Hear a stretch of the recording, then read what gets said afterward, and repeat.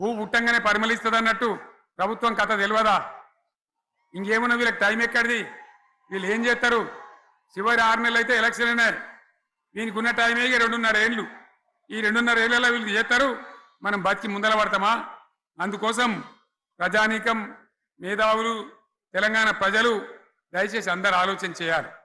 ప్రతి వాళ్ళు కూడా ఆలోచన చేసి దీనికి పరిష్కారం ఏందో కనుక్కోవాలి. మేధావితో పనిచేయాలి. ఆవేశంతో కాదు. ఆవేశంతో మనం నినాదాలు ఇస్తే కాదు, ముళ్ళును ముళ్ళుతోనే తీయాల. యాడ ఓడగొడుతున్నామో గాన్నే వెతకాలి. ఎక్కడ జారిపోయిందో ఆన్నే మళ్ళీ దొరకబట్టాలి. ఆ నైపుణ్యం, ఆ స్థాయి ఇలా రావాలి. మళ్ళీ ఇప్పుడు ఏం చేస్తారు? ఇప్పుడు కోరుతా ఉన్నా, ఒక్కొక్క ట్రిప్పు నేను యాదగిరి గుట్టకు పోతే అలా ఎకరానికి 10 లక్షల వాల్యూ పెరుగుతుండే. మరి ఇవాళ ఏమవుతా ఉంది? ఇవాళ ఏం జరుగుతూ ఉంది? మీరందరూ కూడా ఆలోచన చేయాలని కోరుతా ఉన్నా. ఇవాళ రాజ్యం నడపచేతగాక ఎల్లెంకల పడి రాష్ట్రాన్ని ఆర్థికంగా దివాలు